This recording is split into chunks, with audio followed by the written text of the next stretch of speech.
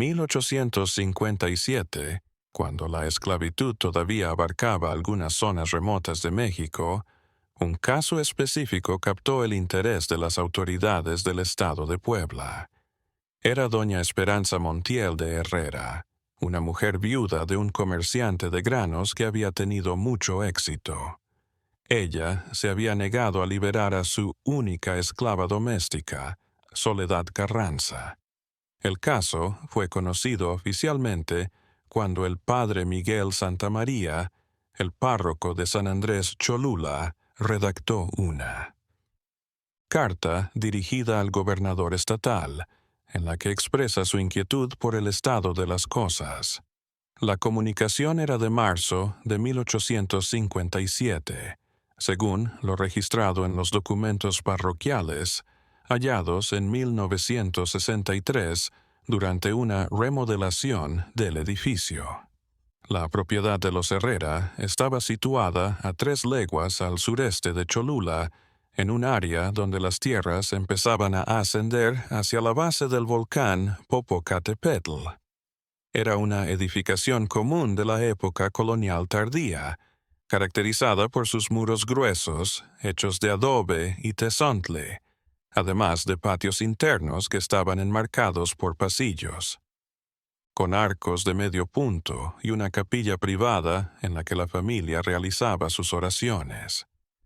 Don Aurelio Herrera había muerto en 1855 debido a una fiebre que los médicos de aquel tiempo no lograron diagnosticar con exactitud. Los archivos municipales de Cholula indican que el comerciante había conseguido acumular una considerable fortuna mediante el intercambio de maíz y trigo entre las haciendas rurales y los mercados en la capital del virreinato. Doña Esperanza, cuyo nombre de nacimiento es Esperanza Montiel, y Aguirre, era originario de una familia perteneciente a la nobleza baja poblana.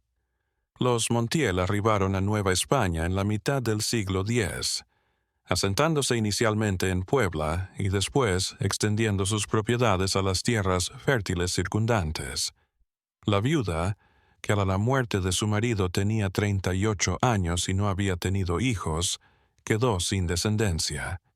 Soledad Carranza llegó a la hacienda alrededor de 1842, cuando tenía 15 años. Los documentos de compra que se encontraron entre los papeles personales de don Aurelio señalaban que la chica había sido comprada en el mercado esclavista de Veracruz. Provenía originalmente de una plantación ubicada en las costas del Golfo Mexicano. Soledad había llevado a cabo las tareas que corresponden a una esclava doméstica durante el tiempo del matrimonio Herrera: cuidar la casa principal, atender la ropa, preparar comida y asistir a doña Esperanza en sus actividades diarias. Los relatos de los peones de la hacienda, que fueron recopilados años después por un investigador del gobierno estatal, la describían como una mujer de actitud reservada, eficaz en su trabajo y que parecía estar resignada a su condición. No obstante, después de que don Aurelio falleció, la situación de Soledad sufrió transformaciones que no fueron ignoradas por aquellos que visitaban la propiedad de manera ocasional. El padre Santamaría, que iba una vez al mes a celebrar misa en la capilla privada, empezó a observar algunas anomalías en el comportamiento de la viuda hacia su esclava. De acuerdo con lo que se detalla en las notas marginales del libro parroquial halladas en 1964, indicaban que el sacerdote había notado que Soledad dejó de asistir a los servicios religiosos como lo hacía en años anteriores.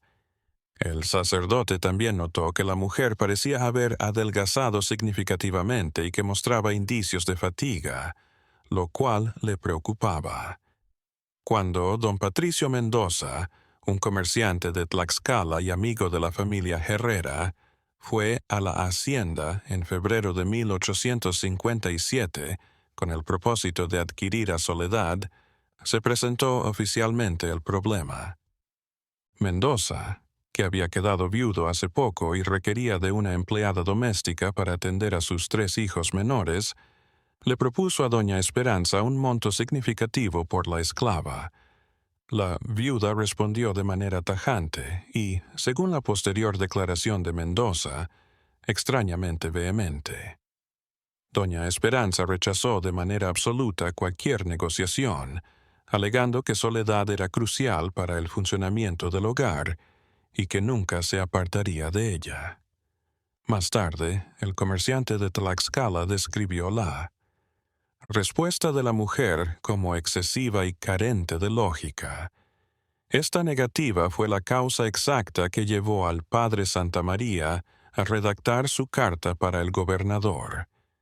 El clérigo había tenido un encuentro personal con don Aurelio Herrera y estaba al tanto de que el fallecido comerciante había manifestado en vida su voluntad de liberar a Soledad en su testamento.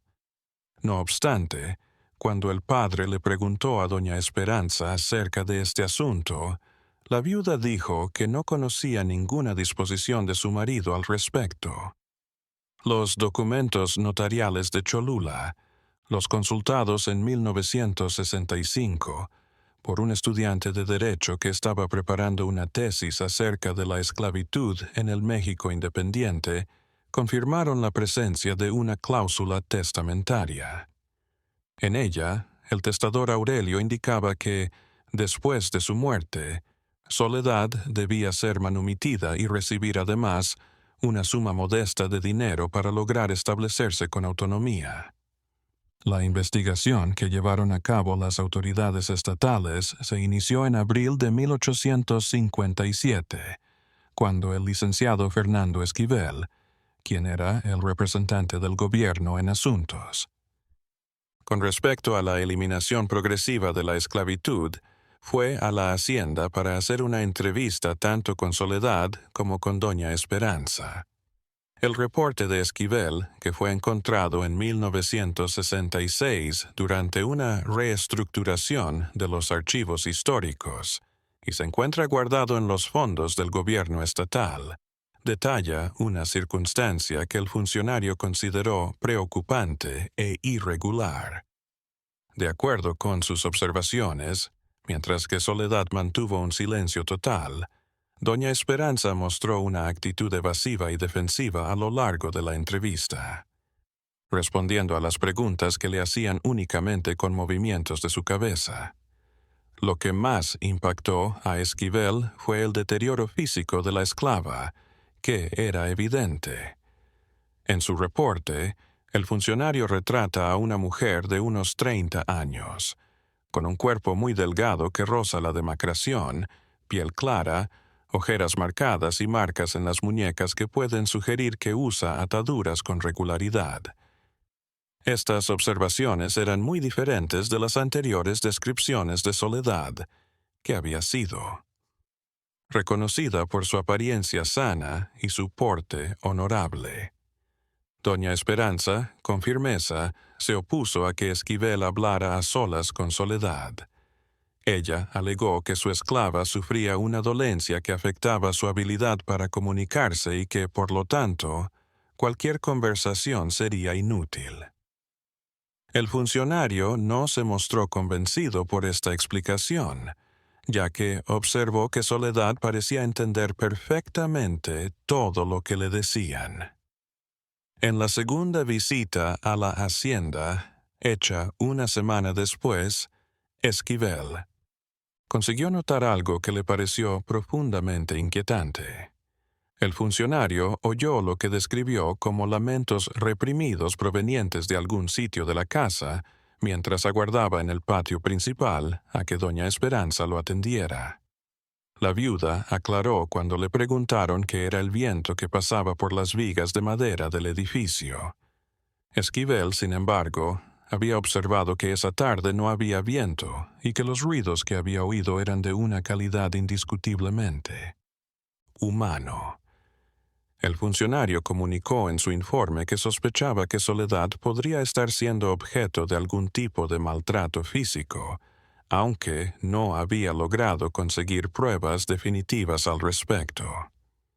La tercera vez que Esquivel fue a la hacienda fue tras recibir una denuncia anónima que el sacerdote de Cholula había transmitido a las oficinas del gobierno. La carta, en la que se notaba que había sido escrita con prisa y con una letra temblorosa, describía gritos nocturnos que escuchaban desde la finca de los Herrera, concretamente en las horas anteriores al alba. De acuerdo con esta declaración anónima, los gritos no provenían del exterior de la vivienda, sino de algún sitio dentro de la edificación. El denunciante, que se hacía llamar simplemente un alma cristiana preocupada por la justicia, describía los ruidos como llantos femeninos que cruzaban las paredes y llegaban a los campos alrededor. Esquivel optó por hacer una inspección nocturna sin previo aviso. A la madrugada del 22 de mayo de 1857, el funcionario se ubicó con 2 alguaciles del municipio de Cholula en las cercanías de la hacienda. De acuerdo con su informe, en las horas antes del amanecer, se oyeron ruidos provenientes de dentro de la casa que no podían ser explicados por causas naturales. Los sonidos, que se describen como una combinación de gemidos y palabras incomprensibles, duraron cerca de 1 hora. Esquivel observó que los ruidos parecían venir del primer piso de la casa, quizás de los sótanos o almacenes que eran habituales en las haciendas de aquel tiempo. Cuando Esquivel le hizo estas observaciones a doña Esperanza al día siguiente, la viuda reaccionó, de acuerdo con el funcionario, con una gran alteración emocional. La mujer rechazó con firmeza que en su hogar hubiera sonidos raros y culpó a las autoridades de querer desacreditar su reputación mediante calumnias forjadas por individuos envidiosos. Fue durante este enfrentamiento que doña Esperanza, al parecer, un detalle que Esquivel consideraba fundamental. Al proteger la paz de su hogar, la viuda dijo que Soledad se queda siempre en su sitio asignado durante las horas nocturnas, un lugar donde no puede ser molestada ni molestar a nadie. La expresión atrajo la atención de Esquivel de inmediato. Él inquirió acerca de lo que significaba exactamente el lugar designado. Doña Esperanza se mostró esquiva y cambió de tema, pero el funcionario había percibido que la expresión del rostro de la mujer revelaba que había dicho más de lo que quería. En su informe confidencial, Esquivel manifestó su sospecha de que Soledad podría estar encerrada en alguna parte de la casa por la noche, quizás como un modo de control. Aunque no era del todo rara en el caso de los esclavos domésticos, esta práctica había sido oficialmente desalentada por las autoridades de México dentro del proceso progresivo de abolición de la esclavitud. Cuando uno de los peones de la hacienda, un hombre llamado Tomás Vázquez se presentó voluntariamente en las oficinas gubernamentales de Cholula para testificar acerca de la situación de Soledad. Vázquez, que había estado laborando en la finca por más de 10 años, declaró poseer información que creía relevante para el caso. De acuerdo con lo que declaró Vázquez, y que se encuentra en un documento hallado en 1967, la Soledad había cambiado drásticamente tras el fallecimiento de don Aurelio. El peón relató que Soledad había disfrutado de una libertad durante los años de matrimonio con Herrera, relativa dentro de la casa, y había sostenido una relación aparentemente amigable con los 2 cónyuges. No obstante, después de la muerte del comerciante, doña Esperanza empezó a establecer limitaciones cada vez más estrictas para la esclava. Vázquez indicó que la Soledad ya no era observada en los patios durante el día y que solo aparecía en las primeras horas de la mañana o en las últimas de la tarde, siempre bajo la vigilancia directa de la viuda. El relato de Vázquez acerca de los era aún más inquietante. Transformaciones físicas que había notado en Soledad. El peón describió a una mujer que daba la impresión de haber envejecido muchos años en pocos meses, con una pérdida de peso notable y un comportamiento que él caracterizaba como el de un animal asustado. Además, Vázquez ofreció información acerca de los cambios que doña Esperanza había mandado hacer en la casa después del fallecimiento de su marido. El peón afirmó que la viuda había ordenado construir lo que él calificaba de cuarto adicional en los sótanos de la casa, concretamente en un espacio que se había empleado previamente como almacén de granos. El testimonio del peón contenía la descripción de trabajos de albañilería ejecutados por maestros de obras provenientes de Puebla, los cuales habían fortalecido las paredes instalando lo que Vázquez caracterizaba como puertas muy gruesas con cerraduras especiales.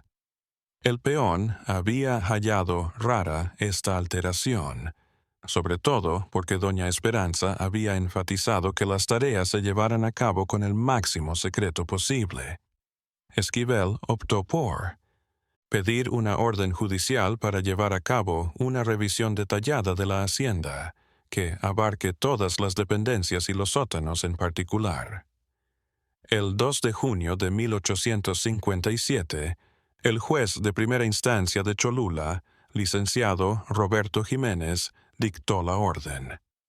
La inspección se realizó en la madrugada del 5 de junio, contando con la presencia del juez Jiménez, un escribano y 2 alguaciles.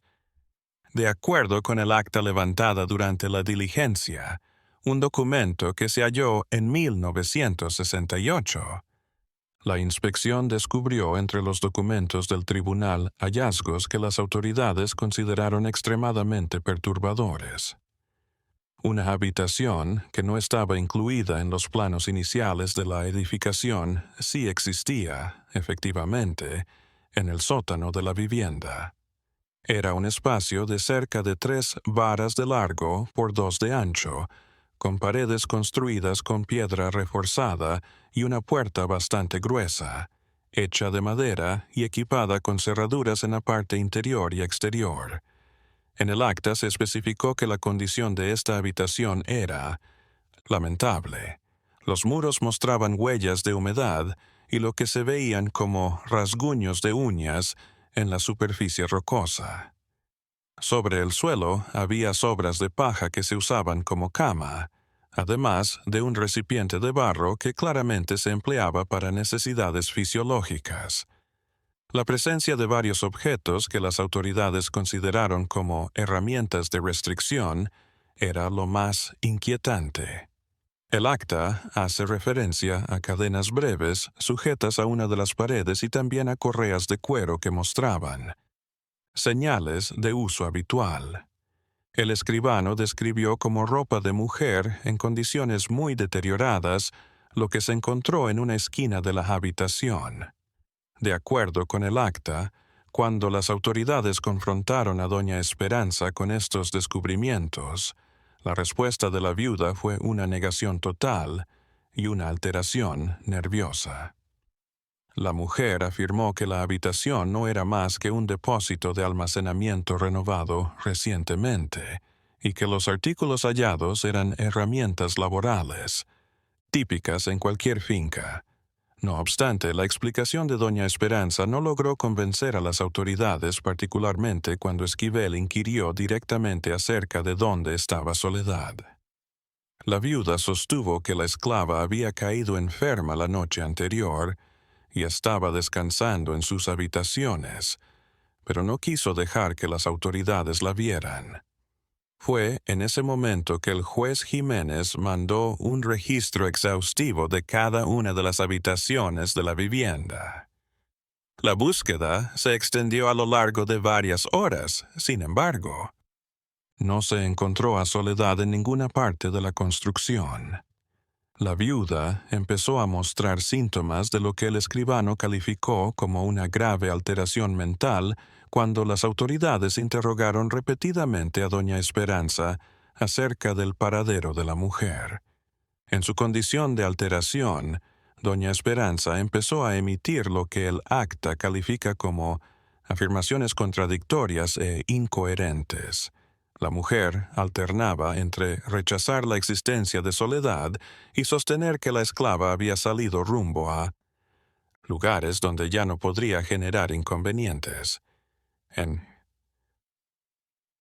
este interrogatorio, doña Esperanza hizo una declaración que las autoridades consideraron especialmente esclarecedora. La viuda, de acuerdo con el acta, sostuvo que Soledad había procurado robarle el alma a don Aurelio mientras se encontraba enfermo, y que prosiguió con sus prácticas malignas después de la muerte del comerciante en un esfuerzo por hacerse con toda la herencia. Las autoridades no tomaron en serio estas imputaciones de brujería, las cuales interpretaron como una posible tentativa de justificar el trato que había proporcionado a Soledad. No obstante, a Esquivel le llamó la atención que se mencionara prácticas y que la palabra apoderarse se repitiera, lo cual le hizo sospechar que podían dar más información acerca de las motivaciones de la viuda. La investigación cambió de rumbo cuando las autoridades determinaron interrogar a todos los empleados y peones de la hacienda uno por uno. A lo largo de estos interrogatorios que duraron varios días, surgió una tendencia en los testimonios que ofreció una perspectiva más nítida de lo que sucedió en los meses siguientes a la muerte de don Aurelio. De acuerdo con el relato de María del Carmen Herrera, una trabajadora doméstica que no tenía relación familiar con los dueños, las cosas empezaron a transformarse cerca de 2 semanas luego del sepelio de don Aurelio. La mujer explicó que doña Esperanza había empezado a manifestar lo que ella definía como celos raros hacia Soledad, particularmente en lo referente al recuerdo de su esposo fallecido, María del Carmen. Indicó que había visto a la viuda revisando de manera obsesiva las pertenencias de don Aurelio, buscando aparentemente documentos o cartas que hicieran mención de Soledad. Doña Esperanza le había contestado a la empleada que creía que esa mujer había tenido una influencia indebida sobre su marido cuando ella indagó acerca de las razones de esas búsquedas. El testimonio de Joaquín Morales, el capataz de la hacienda, fue otro que tuvo un gran significado. Morales relató una charla que había sostenido con doña Esperanza, alrededor de 30 días después del fallecimiento de don Aurelio. De acuerdo con el capataz, la viuda le había consultado si era factible que Soledad trabajara en los campos, lejos de la casa principal. Doña Esperanza había respondido que Soledad sabía demasiado sobre asuntos ajenos a ella y que era preciso mantenerla lejos de ciertas circunstancias. Esto fue cuando Morales apuntó que eso sería raro para una esclava doméstica. El capataz había considerado rara esta explicación, pero no había indagado más en el tema. Francisca Ruiz, una mujer que lavaba la ropa y acudía a la hacienda 2 veces cada semana, fue la que dio el testimonio más revelador. Francisca relató una escena que había visto unas 6 semanas después de la muerte de don Aurelio, cuando llegó a la casa temprano para recoger ropa sucia. De acuerdo con su testimonio, Francisca se había topado con doña Esperanza y Soledad en una acalorada discusión que ocurría en uno de los patios interiores, a pesar de que no pudo oír toda la conversación.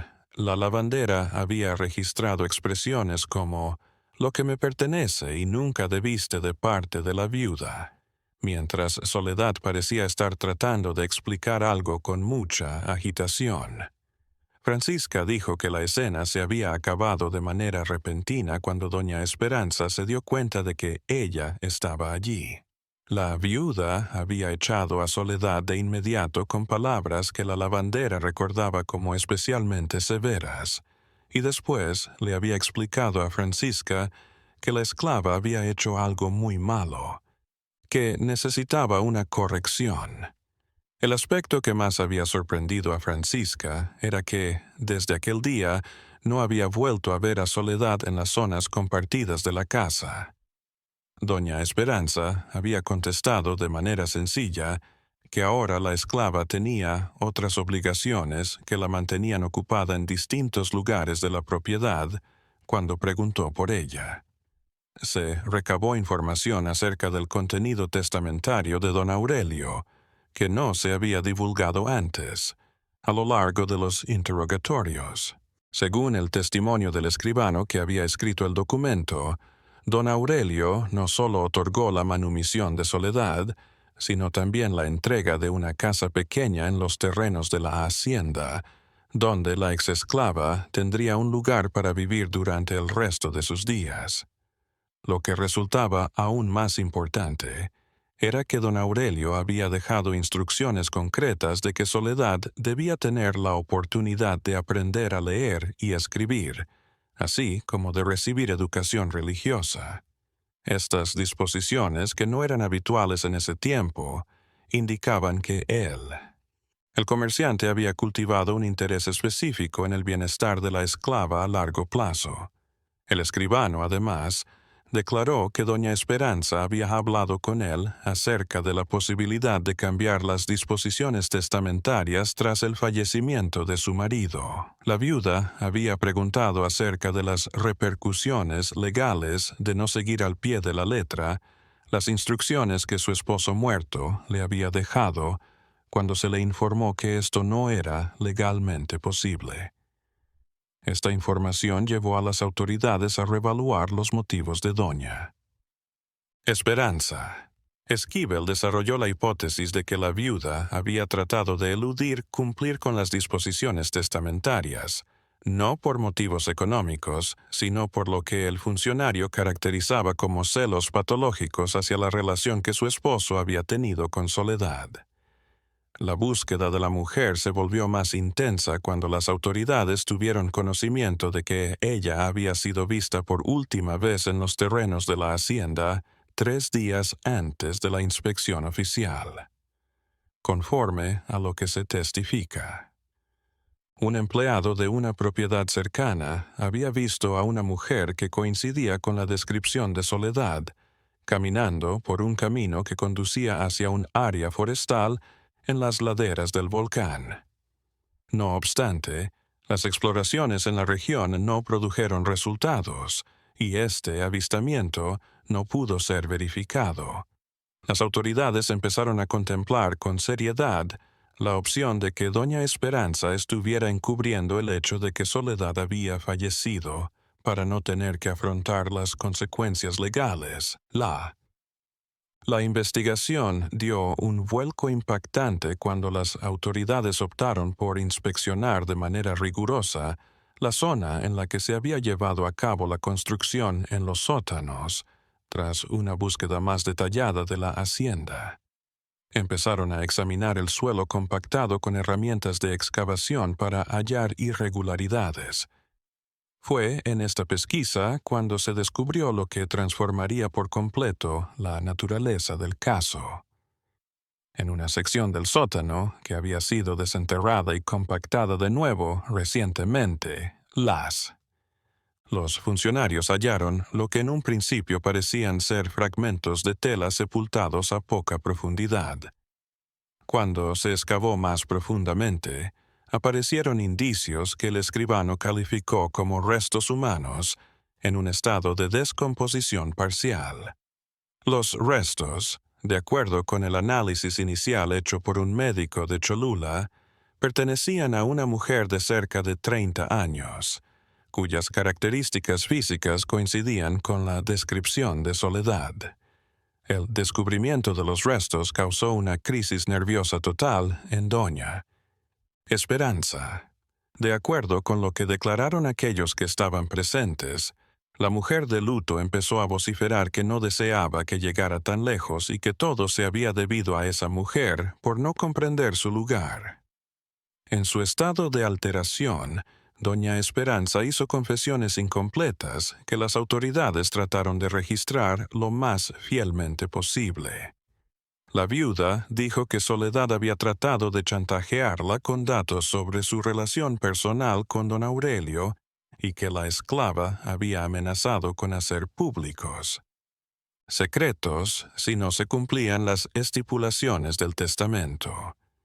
De acuerdo con la versión confusa y cargada de emociones de doña Esperanza, el enfrentamiento final tuvo lugar cuando Soledad solicitó no solo su libertad, sino también el acceso a documentos personales que pertenecían a don Aurelio. La viuda decía que estos documentos eran cartas privadas, con expresiones de afecto que no debían ser reveladas a nadie más. Doña Esperanza, en su narración, aseguró que había tratado de persuadir a Soledad de ser sensato y aceptar su liberación sin las disposiciones extra del testamento. La viuda había optado por actuar con el fin de salvaguardar el recuerdo de su marido cuando la esclava se había negado.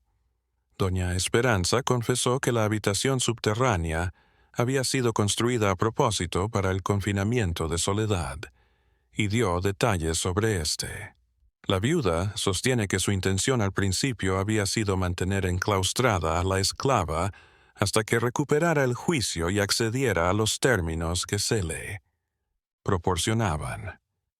No obstante, el plan fracasó cuando Soledad empezó a evidenciar síntomas de enfermedad debido al encierro. La señora Esperanza relataba que la esclava había presentado fiebre alta y dificultades respiratorias, las cuales ella había procurado curar con remedios de casa. Según la declaración de la viuda, Soledad había fallecido después de varios días enferma. Doña Esperanza aseguró que había decidido enterrarla en secreto en vez de notificar a las autoridades sobre el fallecimiento. Los meses de agosto y septiembre del año 1857 fueron el período en que el Tribunal de Justicia de Puebla llevó a cabo el proceso judicial de doña Esperanza Montiel de Herrera. Los cargos incluían homicidio, violación de las leyes sobre la esclavitud y secuestro. El proceso judicial que la prensa de aquel tiempo documentó minuciosamente captó mucha atención pública. En el transcurso del juicio, salieron a la luz más detalles acerca de la relación entre don Aurelio y Soledad, que contribuyeron a esclarecer las razones que tenía la viuda. Numerosos testigos afirmaron que el comerciante había manifestado un interés paternal en la educación y el bienestar de la esclava, a quien ayudó a aprender a leer y adquirir conocimientos que la hacían diferente de los demás esclavos domésticos. Doña Esperanza había comprendido esta relación como prueba de una conexión inadecuada entre Soledad y su marido. Conforme a lo que dijeron los parientes de la viuda, ella había manifestado de manera reiterada sus dudas sobre que su marido había desarrollado sentimientos por la esclava que iban más allá de lo que es una relación convencional entre un amo y una sirvienta.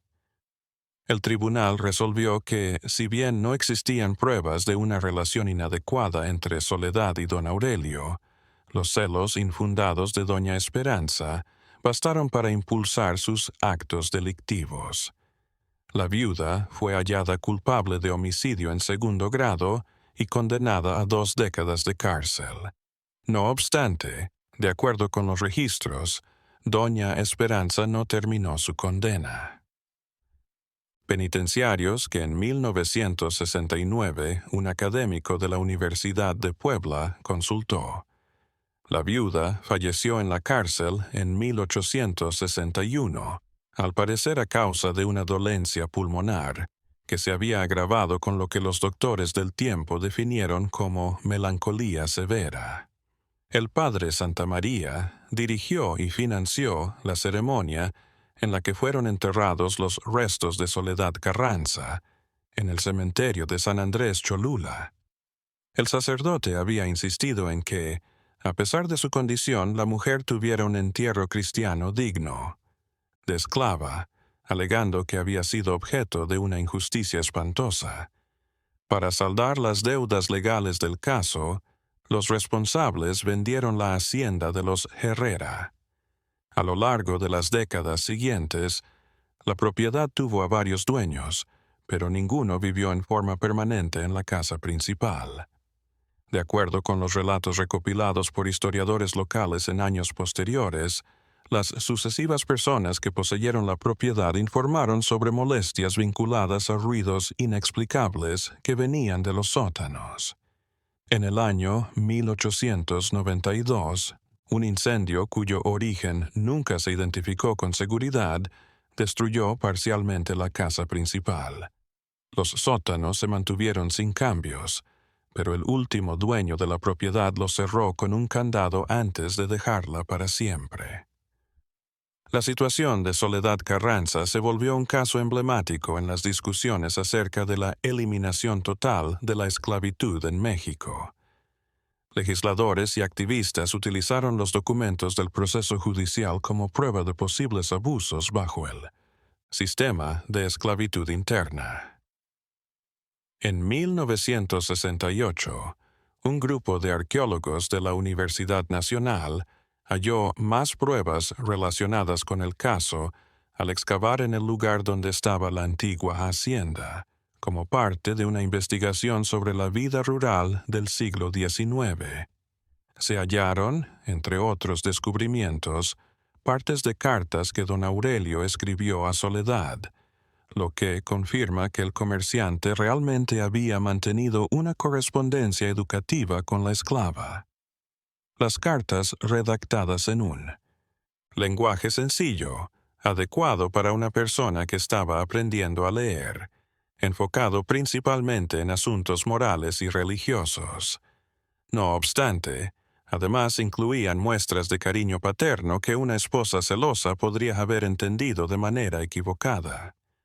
Una de las cartas, con fecha de unas semanas antes del fallecimiento de don Aurelio, contenía la siguiente frase: «Qué orgulloso me siento por el avance de tu alma hacia la luz del saber».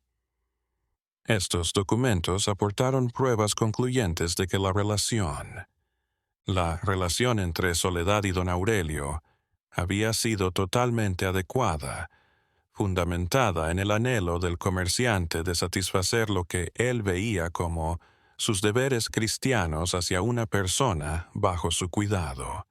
Por lo tanto, la respuesta de doña Esperanza se había originado a partir de una errónea interpretación provocada por los prejuicios sociales y los celos.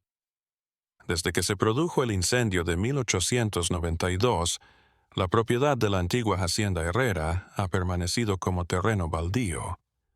Los residentes de la región han reportado esporádicamente la percepción de ruidos inusuales provenientes del área, especialmente en las primeras horas de la mañana.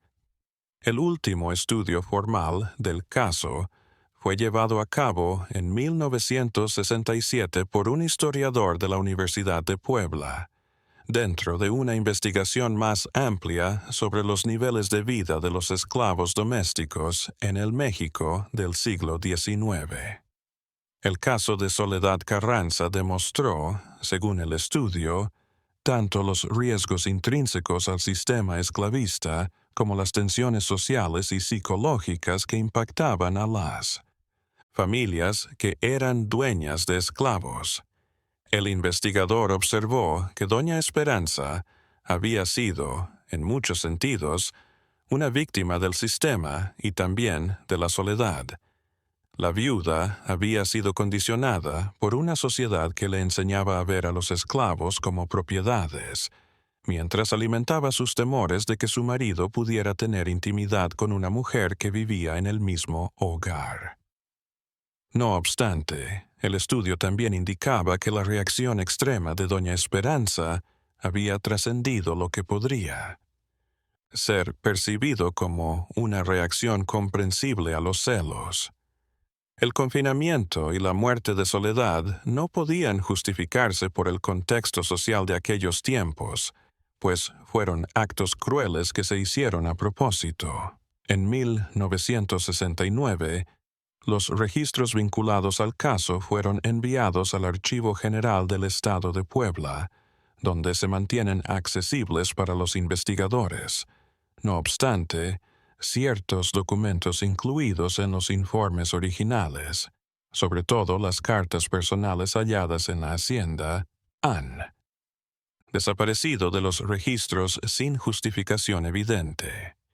En la zona de Cholula todavía se recuerda el ejemplo de la viuda que se rehusó a liberar a su esclava, como un testimonio de las tragedias humanas que podían derivarse de instituciones injustas.